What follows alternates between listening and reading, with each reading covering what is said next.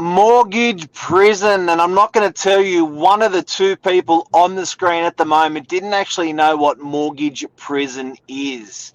So stay tuned. We're going to talk about it. It's a real thing, and in the property market where we're talking to buyers, we're having this conversation. So stay tuned.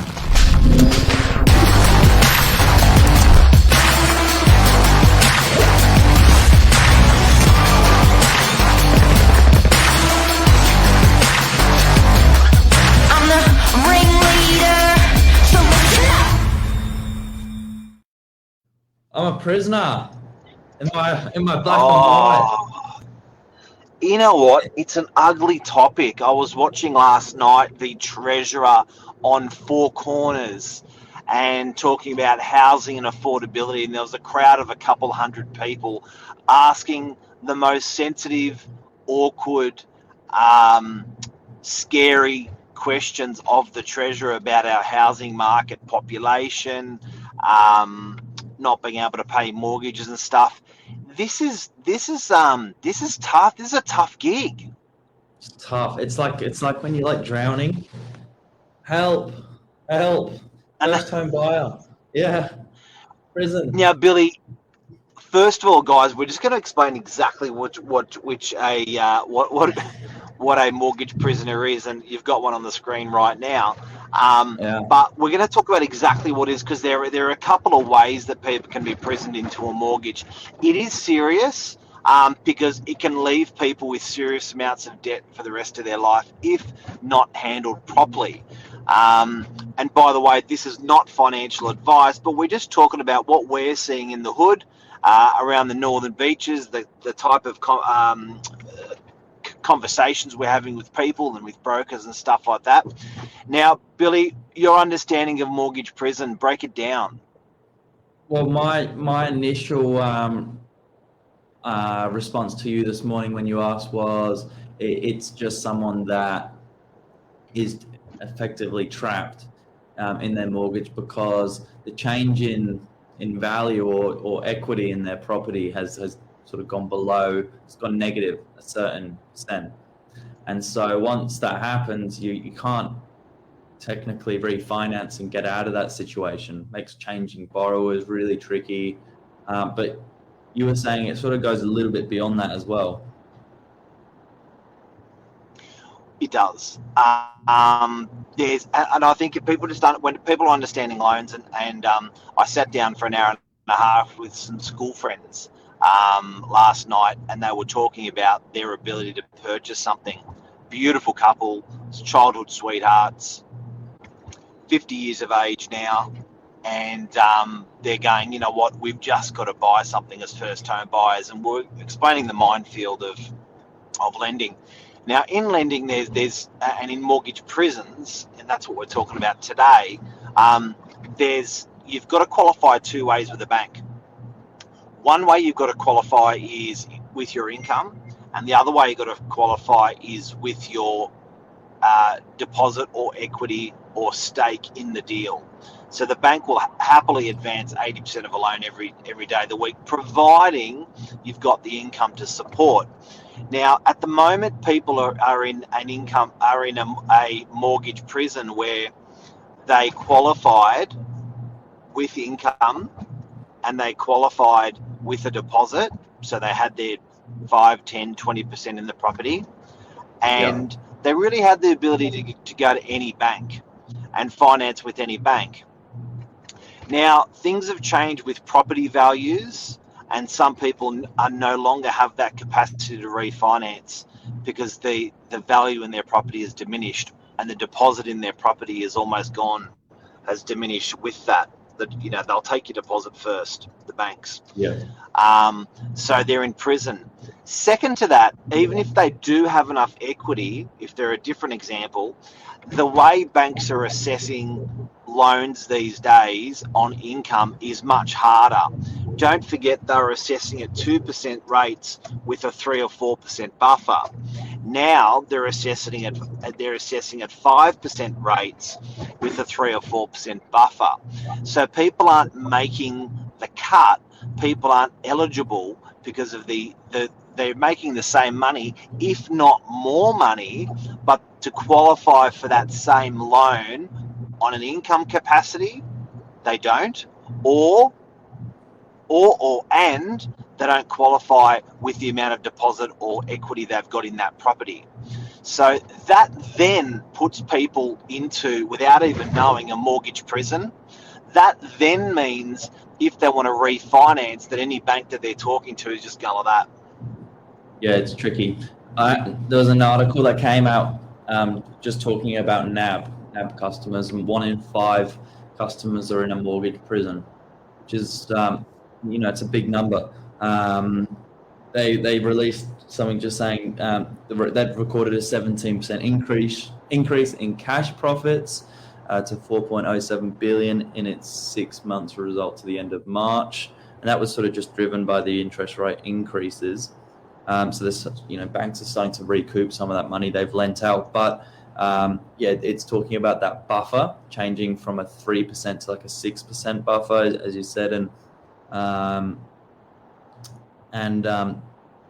thought this was an interesting one. 2 in 5 customers who borrowed between August 2019 and July last year, when rates were at their lowest, are now in a mortgage prison. There you go. So this mortgage prison is interesting, and I guess there's 2 ways to get out of mortgage prison, guys. And again, I'm not a financial advisor. I'm just thinking laterally, and I'm listening to what people are saying that I'm talking to. Fight or flight. So flight is, You gotta fight the banks. Which is what you're doing, Bill. Yeah. Yeah. Well, I'm a prisoner. I'm not on death row, but I'm fighting. So, what does fighting look like? I guess fighting looks like you're chasing income, you're consolidating debts, and I think you can fight. There's only so much inwards you can go with cost saving. It can be quite stressful. But at the same time, if you're moving out. Say that again. I've got another one. Sorry, I didn't mean to cut you off. I just got excited about this one. If you're not happy with the rate, and given that there's been 11 consecutive rate rises, the banks have been building in their profit margins just a little bit, consecutively every time it goes up. So you can actually just make a call to your broker, who will put in a phone call on your behalf, just saying, customers not happy with the rate. They know there's better rates in the marketplace if you're a long-standing customer and you haven't had your finance. If you haven't had your loan looked at in the last 6 months, chances are there's a saving to be made. That's what I was told by a broker. So just get on the phone and ask for a sharper rate. Okay, can I suggest something to everyone that's watching? There's the problem with mortgage prison is it erodes your pride. True. So when everything is rosy and you do genuinely have the option to go to another bank, you will quite confidently ring your bank and say that you're going to burn the bridge. Say that, mate, I'm out of here if you don't give me a better rate. When people are in mortgage prison, they generally have lost a little bit of confidence, and they're like, no, I don't even want to rock the boat that I'm in. Now, banks to turn around and say, for you to say I want a better rate, for the banks to turn around and say we don't want to bank you anymore, is very rare. Just so everyone knows. But just if you're dealing with a good broker, they can actually have that discussion on your behalf with the bank as well for you, which will probably help your confidence a little bit. But I can understand in mortgage prison, there's also a mental side of it as well. It's not just the physical dollar making side of it. There's managing the mental stress of going through that as well. And I was watching Four Corners last night when the Treasurer was talking, and there was a gentleman from the western suburbs, and he was talking about how hard he's had to work since the mortgage changes. He's come off a mortgage of 2-something%, and he's now paying 5.2%. And he's running 2 jobs full time. His wife's running 4 jobs, and they're paying childcare of $370 odd a week. So I think it's that time a little bit now. I remember my parents distinctly, my mum having 3 jobs where she would do Woolies during the day, 40 hours. She would do Woolies night fill at night, which was she'd come home, cook, and then from 7 o'clock to 11 o'clock she'd do night fill. And then I remember she was cutting hair on weekends with 3 jobs there. So I think it's that's that fight mode that we're talking about, Billy, that you're in at the moment, where you're in a mortgage prison. You don't have the ability to refinance. And let's face it, if you did have the ability to refinance, Billy, the savings are still going to aren't really going to touch the sides, are they? Even if you went and got a better rate, how good's your rate going to get? Yeah, you might land yourself a cash back incentive, but ultimately, if there was a lender in the marketplace, giving 2% interest rate, lending away, everyone would be with them. It'd be like asking the real estate agent to find you a house that's worth $1 million for 500,000. So it's just the way you manage it. But it's some good advice, and I think it's particularly important just to talk to a broker, because there are ideas out there that you can sort of implement and try, but you don't actually need to change anything. It's just making a phone call. You don't need to go and earn more money. It's just asking the question. It is. It may be a sequence of a couple of all of those things, but I do have to say, do not go into a shell. Do not go under a rock. Communicate with friends and family and people of influence in your life. And they will help you in that path, because the odds are you're going to meet someone that's in that same situation that's going to be your wingman, or you're going to have people that have been there, done that, and are going to give you great advice. The worst thing is to take it upon yourself. Don't share it. Get depressed. What's Sheetal saying? Do you think there will be more rate rising coming?